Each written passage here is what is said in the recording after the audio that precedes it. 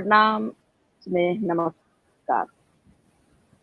हम अंबिका झा बिहार जिला दरभंगा गोढ़ेला गांव से मैथिल विकास प्रतिष्ठान के द्वारा आयोजित विशेष संवाद में अपने सब सुधीजन के बहुत बहुत स्वागत करें। आई हम विशेष संवाद करब मैथिल विकास प्रतिष्ठानक पैघ कार्यकर्ता के रूप में डॉक्टर अभय कुमार जी पर। तो उनकर परिचय जनवा के लेल हम देखै छी एक वीडियो। तो रोशन जी वीडियो ओपन कीजिए।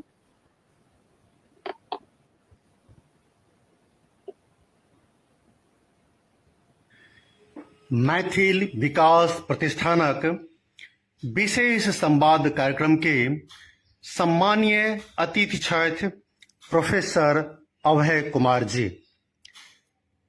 अभय कुमार जी के योगदान शिक्षा और शोध क्षेत्र में प्रशंसनीय अछि। श्री अभय कुमार जी मैथिल विकास प्रतिष्ठान से शुरू से जुड़ल छथि आ 2019 में भेल कैरियर गाइडेंस प्रोग्राम में हिनकर मार्गदर्शन से बहुत विद्यार्थी लाभान्वित भेलाह आ मैथिल विकास प्रतिष्ठानक पैनल प्रोफेसर के रूप में अपन सेवा नियमित रूप से छात्र के दऽ रहल छथिन। Professor Abhay Kumar ji MA, MBA, CFA, PhD और FDP IIM इंदौर आ IIM कोलकाता से शिक्षा प्राप्त कयने छथि। वर्तमान में ओ NMIMS यूनिवर्सिटी के MBA टेक प्रोग्राम के टेक्नोलॉजी मैनेजमेंट डिपार्टमेंट में फाइनेंस के प्रोफेसर और एरिया चेयर छथि। हिनकर रुचि शोध में बहुत गहींर अछि।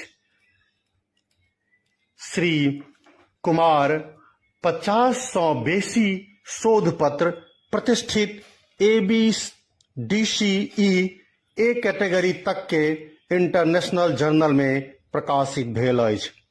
2024 में हिनकर 4टा शोध पत्र के विभिन्न इंटरनेशनल कॉन्फ्रेंस में बेस्ट पेपर अवार्ड भेटल।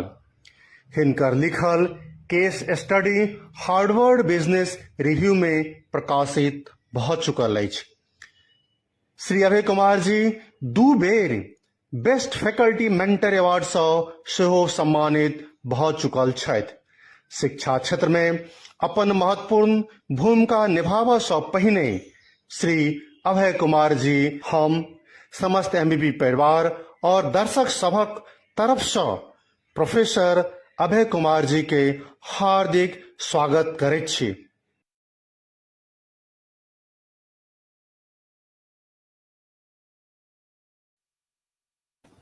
तो मैथिल विकास प्रतिष्ठानक मंच पर संस्था में अहाँ के बहुत बहुत स्वागत है अभय जी। तो अहाँ के जन्म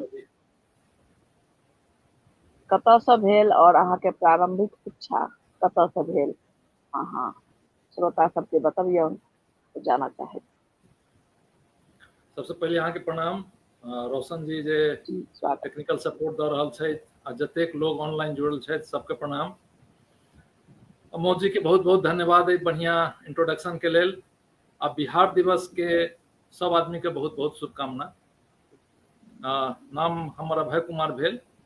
हम पिरौखर गांव हमर भेल जे मधुबनी जिला के मधवापुर ब्लॉक में है।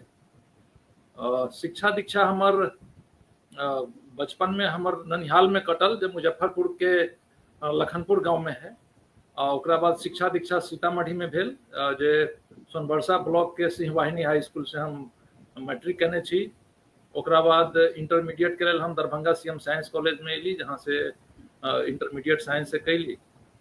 ओकरा बाद इच्छा रहे कि इंजीनियरिंग करती, लेकिन कुछ ऊपर वाला कुछ और सोचने रहते तो हम 89 में एयरफोर्स में ज्वाइन कर गए। बहुत नीक लागल जहन कई बार एयरफोर्स में अहाँ ज्वाइन केलहुँ और देश सेवा में अहाँ जुड़ गेलहुँ। तो अहाँ अपन कुछ बचपन के अनुभव हमरा सबसे श्रोता सबसे साझा करऽ चाहब। ई बचपन हमर ननिहाल में कटल रहल, तो बचपन में हम काफी नटखट रही। बाकी पढ़ाई लिखाई से शुरू से हमर संबंध रहल, एहि लेल जे हमर माँ बाबूजी दुनू टीचर रहथिन, ओहि लेल हमरो जे है से पढ़ाई लिखाई से ज्यादा मतलब ये रही, जुड़ल रही। तो फिर हम सिंहवाहिनी गेली, जे स्कॉलरशिप होल्डर के हाई स्कूल है वहाँ। ओकरा बाद जे है से वहाँ से मैट्रिक करके फिर दरभंगा सीएम साइंस कॉलेज से, जना कि हम बतैली, वहाँ से इंटरमीडिएट साइंस से कैली। फिर पटना चल अली। पटना में सोचते रही कि इंजीनियरिंग के कोचिंग वगैरह करते रही, लेकिन ताले एयरफोर्स में एग्जाम दिली आ भ गेली। तो लोग अपना सबके एम्हर के तो बुझबे करै छियै जे गवर्नमेंट सर्विस के कतेक वैल्यू है। अभी तक लोग भाग रहा है गवर्नमेंट सर्विस के पीछा। तो हमरो एहन भेलै कि सब आदमी कहलखिन कि अब हो गया है तो ज्वाइन कर लो, तो ज्वाइन कर लेलिए। ओकरा बाद जे है से एयरफोर्स में करीब बुझू जे 16 साल हम रहलिए। 89 में ज्वाइन केने रही। 2006 में हमरा कंपेशनेट ग्राउंड पर डिस्चार्ज मिल गया। ओकरा बाद हम टीचिंग लाइन में छी। अहाँ कहलहुँ कि अहाँ जे छै से वायुसेना सँ देश के सेवा में निवृत्त भेलहुँ, तऽ अहाँके ई तऽ बता देलहुँ कि अहाँ एहिमे जुड़ि गेलहुँ, पर एहिके अहाँके की अनुभव रहल? अहाँके पर्सनल जिंदगी पर एकर केहन प्रभाव रहल? वायुसेना में हम नॉन टेक्निकल ब्रांच में रही। चूँकि जेना हम कहली कि पढ़ाबा से हमरा शुरू से संबंध रहे, तो वहाँ हम पढ़ते रहली। जैसे नॉर्मली जे नॉन टेक्निकल अकाउंट्स सेक्शन में हम रही, तो ओकर वर्किंग आवर्स रहे 7 to 2। 2 बजे के बाद बहुत कमे दिन हमरा सबके बुलायल जाए। यूनिफॉर्म पर्सनल रही, हम कम्बटेंट मेंबर रही। तो ओकरा बाद जे है से पढ़ाई लिखाई के लिए, तो एयरफोर्स में रहित में हम 3टा मास्टर डिग्री लेली। BA कैली, MA कैली, MBA कैली, CFA कैली। तो पढ़ाई से हमरा जुड़ल रहली एकदम। ओकरा बाद एयरफोर्स ऑर्गेनाइजेशन बहुत बढ़िया है, हर तरह के लोग है, तो यहाँ के एडेप्टेबिलिटी वगैरह बहुत बढ़िया होइ छै। कहीं पर अहाँ केकरो साथ रह सकै छी, कोनो माहौल में रह सकै छी, तो बहुत कुछ सीखऽ के मिलल। तो 2006 में कंपेशनेट ग्राउंड पर हमरा डिस्चार्ज मिल गेल। चूँकि पढ़ाई लिखाई से हमरा ज्यादा संबंध रहे, तो हम टीचिंग में आ गेली। 2006 से अभी तक टीचिंग में छी, करीब 18 साल भ गेल टीचिंग में छी। अहाँ जे छै से बहुत नीक बात केलहुँ कि अहाँ पहिने से पढ़ाई में ज्यादा जुझारू छलहुँ और ज्यादा मतलब अथी केलहुँ, प्रोग्रेस केलहुँ। तऽ अहाँ जे छै पर्सनल जीवन पर में एहि अध्ययन के विषय में जे छै से अहाँके पर्सनल जीवन पर की मदद करे अहाँके हिसाब से? जे अहाँ पढ़ाई केलहुँ, अतेक ऊंचा स्तर पर अहाँ गेलहुँ, तो ओहि पढ़ाई से अहाँके जीवन पर अहाँके की बुझाइया जे हमरा बहुत मदद भेटैया? पढ़ाई जो है से सिर्फ कमाए के लिए नहीं जरूरी है। पढ़ाई जो है से समाज के उत्थान के लेल सेहो जरूरी है। पढ़ल लिखल जो है से समाज ज्यादा तरक्की करे छै, ज्यादा हर तरह के सुख सुविधा बढ़िया जगह रहे छै, एक दोसर से इंटरपर्सनल स्किल सेहो बढ़िया रहे छै। तो पढ़ाई लिखाई जो है से हर क्षेत्र में अहाँ के हेल्प करे छै, नहीं सिर्फ पैसे कमाए के क्षेत्र में नहीं, ओनाहितो अहाँ के जो है से बढ़िया जगह जो है से केना रहल जाए, केना एक दोसर के साथ जियल जाए, सेहो सिखाबै छै। जी बिल्कुल, अहाँ कहलहुँ कि ई जे छै से पढ़ाई लिखाई जे छै से अपन संस्कार के बताबै छै कि केना हमरा समाज में और अपना समाज में देश में रह के अछि, केना परिवार में हमरा किनका साथ जुड़ऽ के अछि। और बढ़िया बात कहलहुँ अहाँ। और अहाँ के जे एतऽ मुंबई में अहाँ सेहो प्रोफेसर छी, हमरा सुनऽ में आयल है, तऽ अहाँ के मुख्य शिक्षण विषय में अहाँ के अनुभव अपन पर्सनल केहन रहल? हम यहाँ NMIMS यूनिवर्सिटी में टेक्नोलॉजी मैनेजमेंट डिपार्टमेंट में छी। पहले HOD छली, अभी एरिया चेयर छी।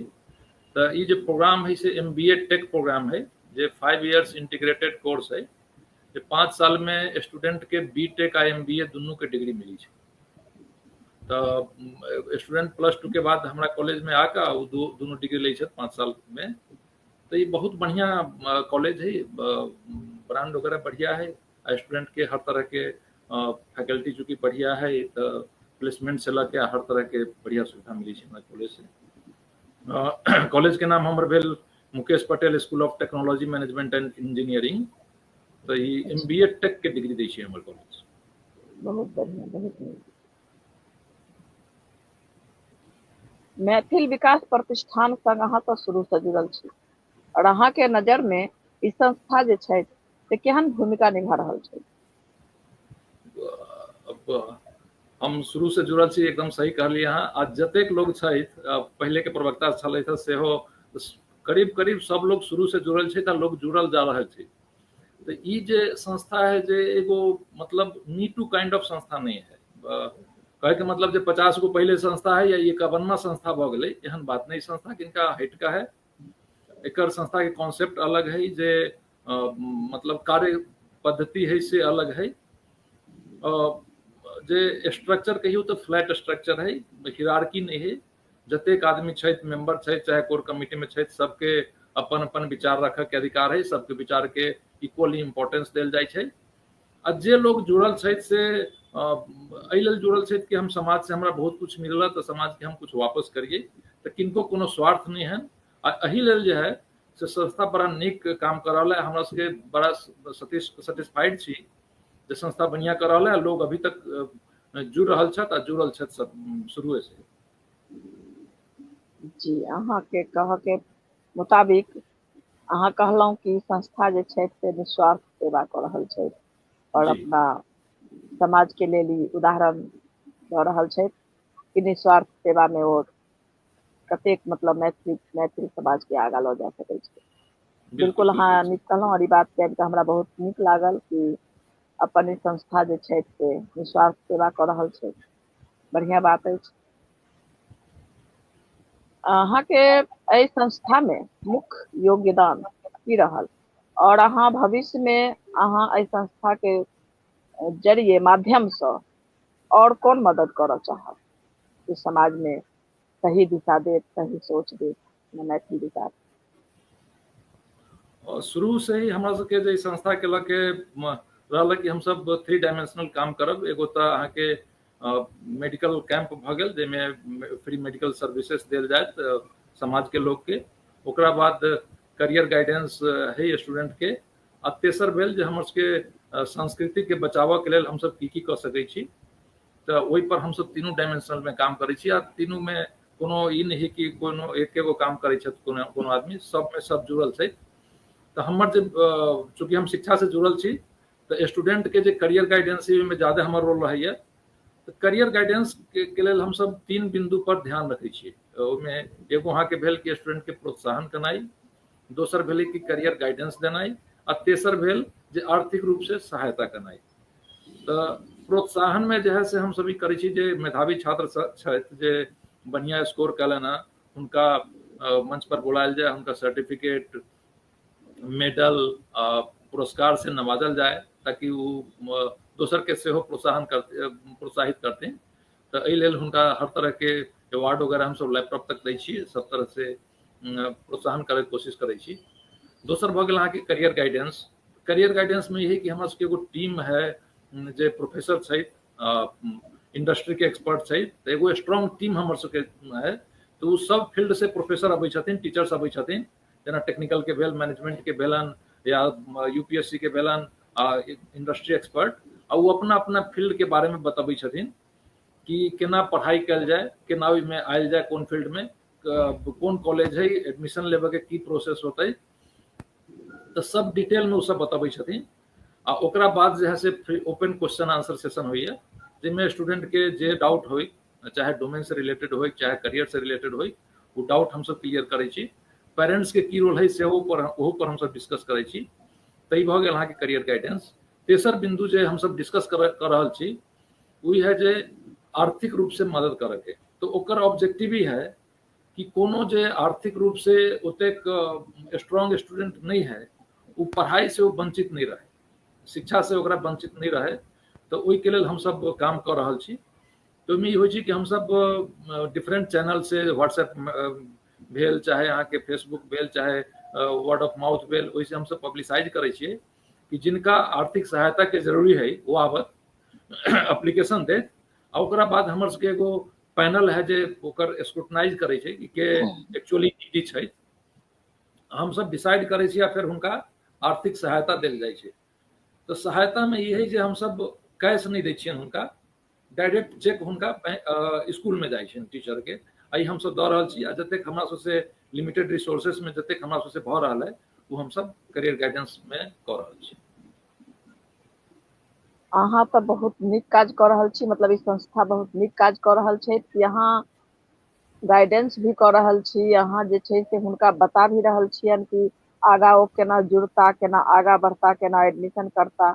और सबसे बड़का बात जे अहाँ हुनका मंच पर प्रोत्साहित कऽ रहल छियनि आगा और पढ़बा के लेल। जे बच्चा बढ़िया शिक्षा हासिल कऽ रहल छै हुनका अहाँ प्रोत्साहित कऽ रहल छियनि कि हुनका से और दोसर बच्चा जे देखथिन तऽ हुनका सबके अंदर और हौसला जे छनि से भेटतनि कि हमहूँ करब एना तऽ हमरो जे छै से एहि तरह के मेडल पुरस्कार भेटत, हमरो नाम हैत और हमरो जे छै से एहि तरह के शिक्षा में जुड़ऽ के चाही। ई तऽ बहुत उत्तम काज अछि, हमरा लगैया कि जी जे जी हमर फाइनल अपन है एमबीपी के, ओहिमे सिर्फ एकेडमिक से जुड़ल लोग नहीं छथिन, ओहिमे इंडस्ट्री एक्सपर्ट सेहो अबै छथिन। और बताबै छथिन कि करियर में की फील्ड में करियर के चांसेस है, कहाँ स्कोप है।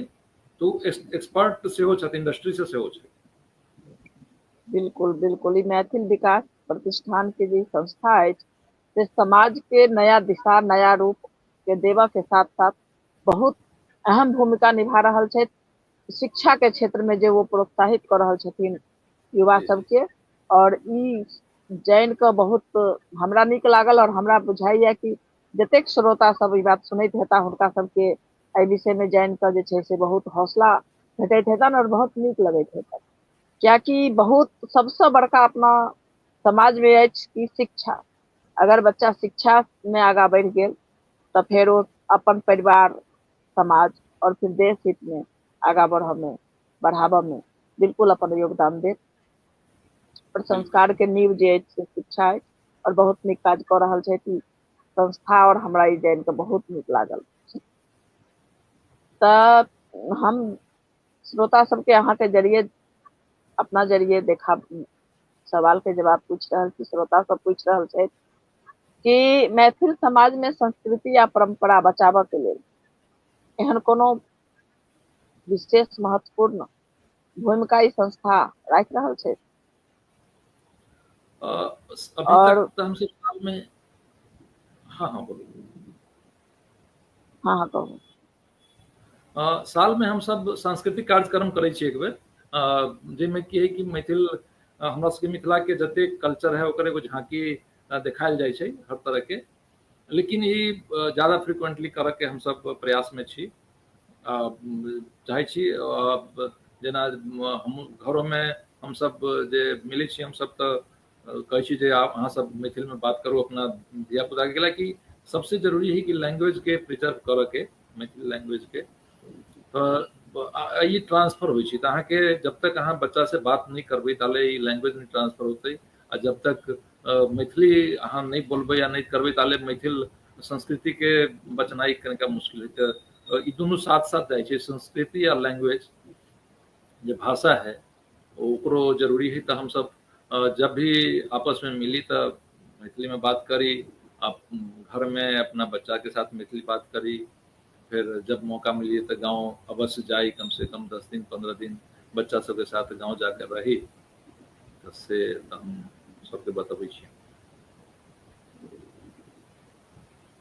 जी, अहाँ अपना तरफ से मतलब अपना पहले अपना से शुरुआत करै छी, अपन परिवार से, ये अपन मैथिल के केना प्रतिष्ठा बना कऽ राखऽ के अछि और अपन संस्कृति के कोना कऽ बचा कऽ राखऽ के अछि। और तकर बाद जे छै से अहाँ संस्था से जुड़ल छी और ओहिके माध्यम से अहाँ जे छै से एक तरह के आदर्श दऽ रहल छी समाज के, ई बहुत नीक बात अछि। अहाँ जे छै से एहि संस्था जे छै से एतेक मजबूत अपने आप में छै, कियाकि एहि संस्था में जुड़ल सब पैघ छै, सब पढ़ल लिखल छै और सब अपन संस्कृति से जुड़ल छै और सब अपन मैथिल के पर गर्व कऽ रहल छै कि अपन मिथिला पर गर्व कऽ रहल छै। तऽ जे छै से ओ बढ़ाबऽ के लेल आगाँ बढ़ल छै। लेकिन एहि संस्था के जे पहिने से मजबूत छै हुनका और मजबूत बनाबऽ के लेल अहाँ के कोनो सुझाव अछि? अहाँ के लगैत हैत कि भ सकैया कि एहि के और आगा एहि तरह से मजबूत बनाबऽ के लेल योगदान कयल जाय, एहि तरह से जे छै से एहिमे विशेष कोनो अब एक्चुअली हमर सबके जे विजन है ओहि हिसाब से हम सब हर जगह नहीं पहुंच पा रहल छी, हर समाज के सब लोग के पास नहीं पहुंच पा रहल छी। तो एहि लेल हम रिक्वेस्ट करबनि जे छथि ऑनलाइन जुड़ल छथि दर्शक कि आगे आबैत समाज में जुड़ैत हमरा सबसे। एगो नॉमिनल टोकन अमाउंट है मतलब जुड़े के लेल, आ उ सब जब साथ अयथिन तो हमर समाज मजबूत होइत। आ जेना हम बतैली कि अपना 3 डायमेंशनल विजन है, एगो संस्कृति के केना बचायल जाए। हमर संस्कृति जे अपन संस्कृति है बहुत रिच संस्कृति है, आ की है कि बाहरों वाला के नहीं मालूम है कि मिथिला के संस्कृति एतेक बढ़िया है। आ अपने बच्चा सबके सेहो मालूम होके चाही, जे घर में धिया पुता छै उनको मालूम होके चाही।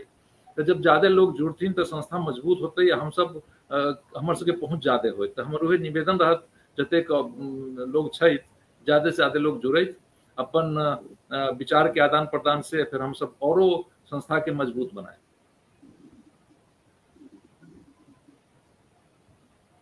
तो हम सुनने छलहुँ, सुनमे आयल छल कि मिथिला भवन भेटऽ वाला अछि अपना सबके संस्था के लेल आगा बढ़ाबऽ के लेल।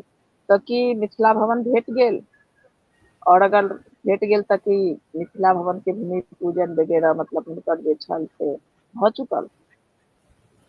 अभी तक मिथिला भवन भेटल नहीं। मिथिला भवन जो है से एगो भवन नहीं है, हम सब हमरा सबके वो एगो नया पहचान देत। हम सब ओकरा सांस्कृतिक सेंटर के रूप में ज्यादा इस्तेमाल करबै, कि अभी हम सब प्रोग्राम करै छी, सांस्कृतिक प्रोग्राम एक दिन करै छी साल में।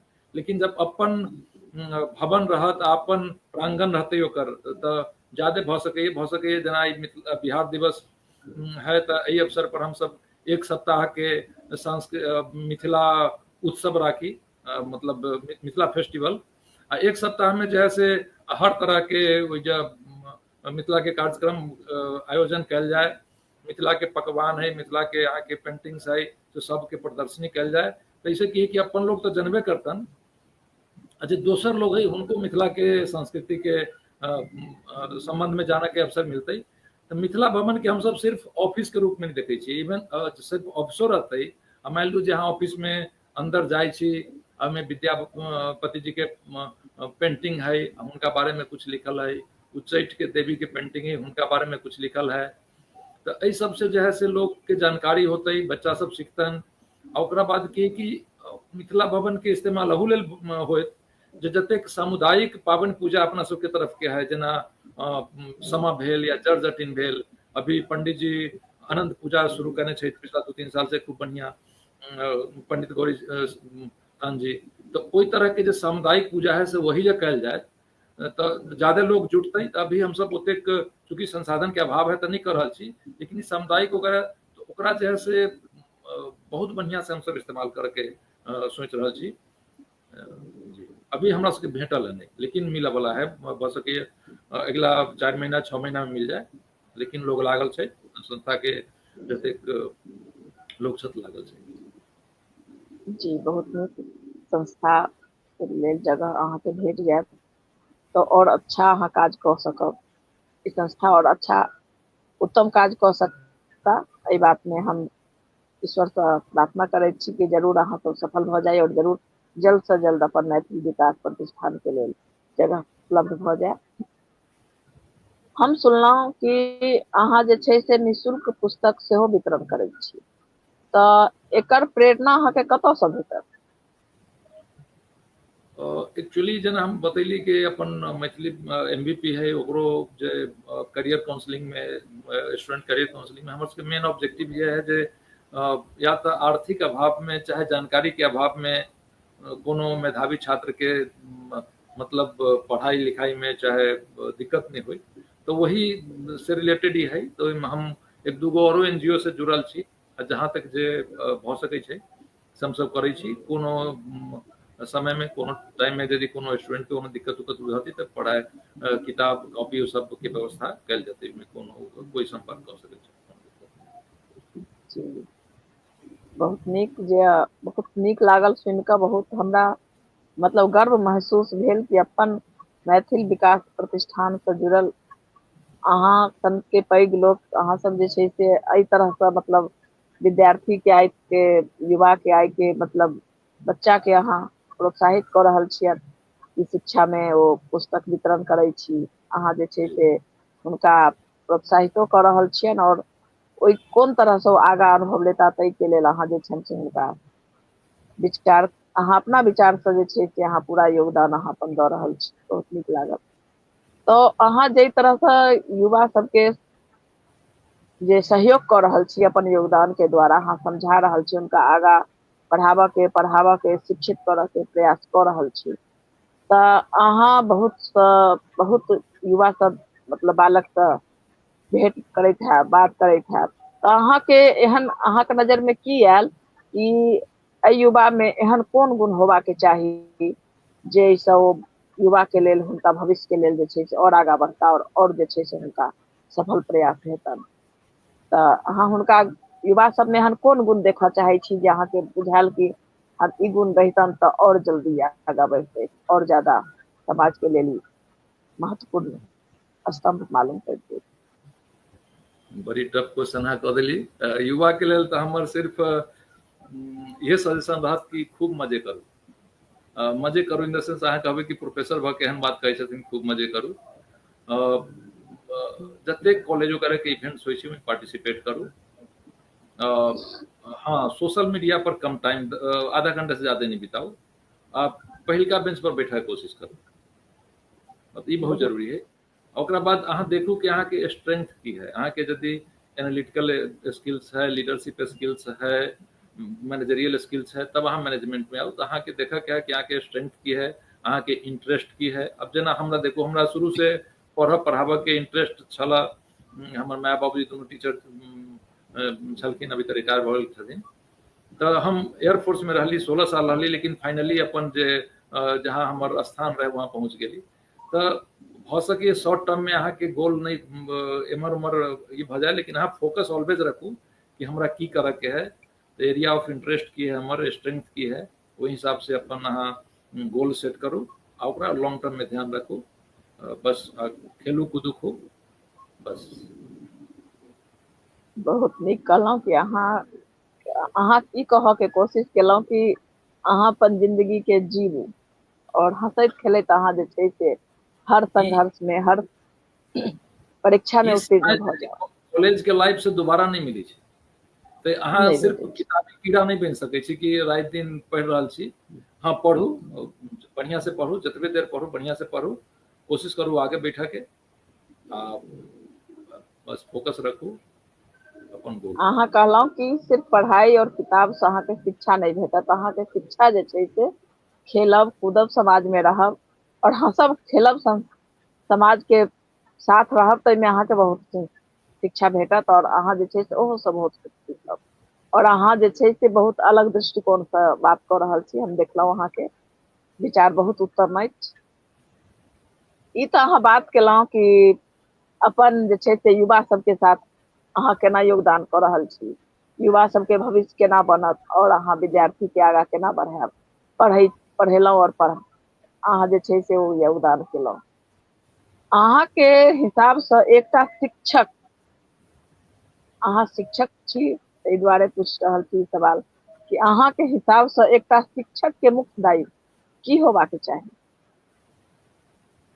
शिक्षक के हमरा सबके आजकल तो शिक्षा के व्यवसायीकरण भऽ गेलै लेकिन तैयो बहुत जरूरी है कि अहाँ पर्सनल टच स्टूडेंट से रखू। खाली अहाँ के स्टूडेंट के बढ़िया पैकेज मिल रहा है तो अहाँ एगो कोनो बढ़िया टीचर नहीं छी जब तक कि यहाँ के स्टूडेंट एगो बढ़िया नागरिक नहीं है जब तक वो संस्कृति से समाज से आ प्रकृति से नहीं जुड़ल है तो खाली पैसे कमा कर तो अहाँ एगो मतलब बढ़िया सिटीजन नहीं पैदा कर रहा छी एज ए टीचर तो से है। और ओकरा बाद जेना हमरे सबके कॉलेज के अहाँ ललू 5 साल के कोर्स स्टूडेंट करीब सवेरे 8 बजे हमारे कॉलेज में अबै छथिन और 5 बजे 6 बजे जाइ छथिन।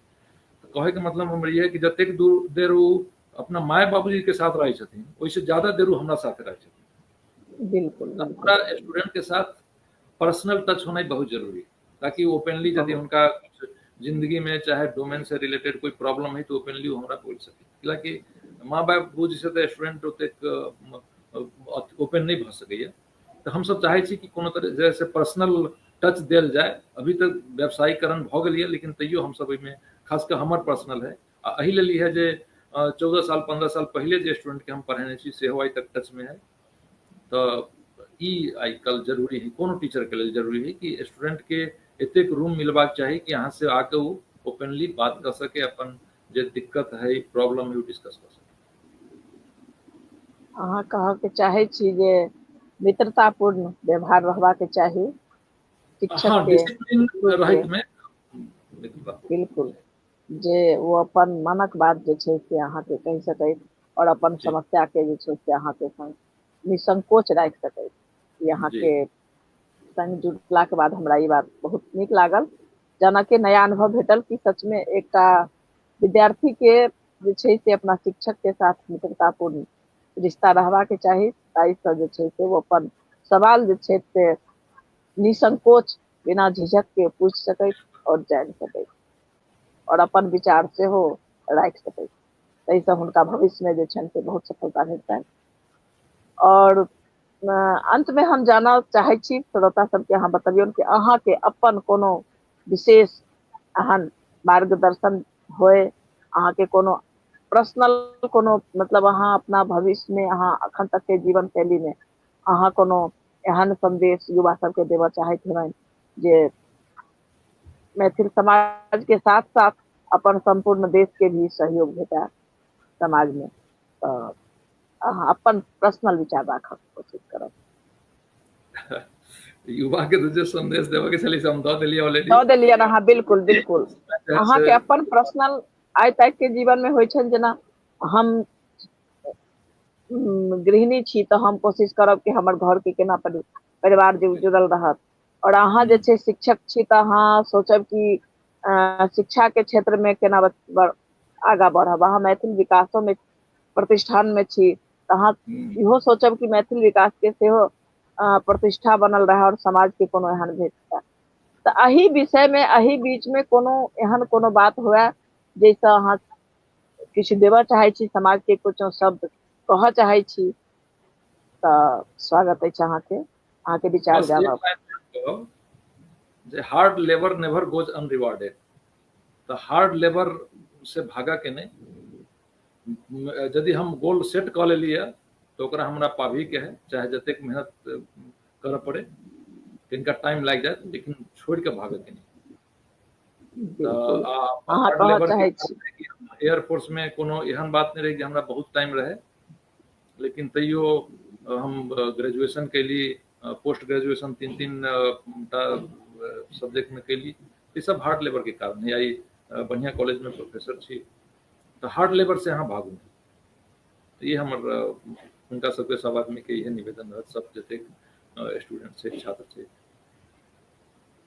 जी बिल्कुल, सब गोटा सुनलनि और हमरा बुझाइया कि अहाँ के बात पर सहमत जरूर होता कि मुश्किल त राह में एबे करते, संघर्ष पथ पर चल रहल छी अगर कुछ पाबऽ के लेल तो अहाँ के जे छै से मुश्किल के सामना करहे पड़त, लेकिन ओहि मुश्किल से जे छै से घबरा के नहीं छै, डटल रह के छै और अपना लक्ष्य पर जे छै से ध्यान टिकेने रह के छै।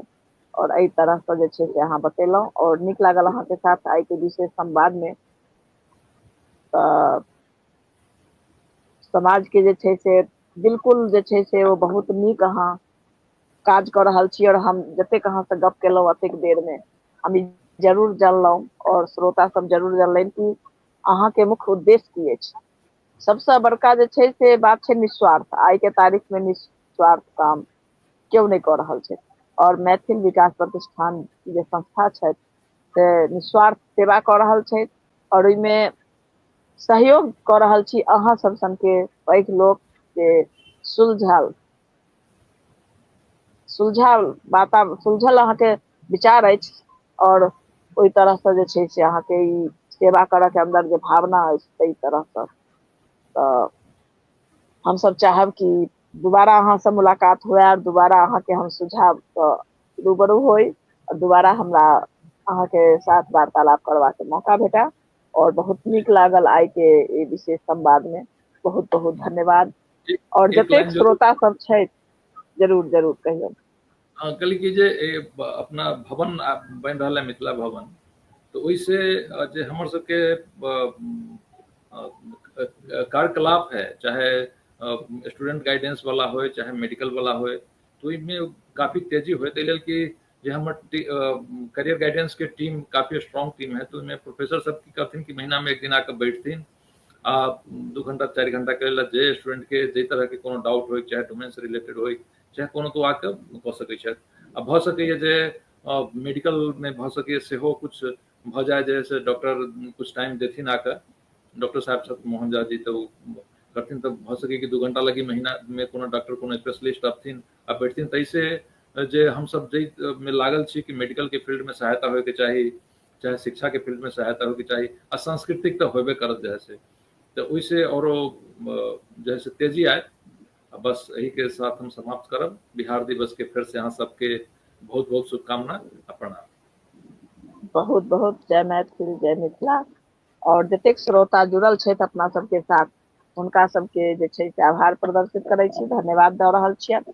और फेर से हम जे छै से भेंट करब अहाँ सबके अहम सदस्य के साथ, अहम भूमिका के साथ, अहम संवाद के साथ। बहुत बहुत धन्यवाद और नमस्कार। तो रोशन जी कार्यक्रम समापन की ओर ले चलिए। हम आपका भी बहुत बहुत धन्यवाद करते हैं, ताकि आप इस तरह से हम लोगों के साथ जुड़े हैं और संस्था के लिए एक अहम भूमिका आप निभा रहे हैं। धन्यवाद।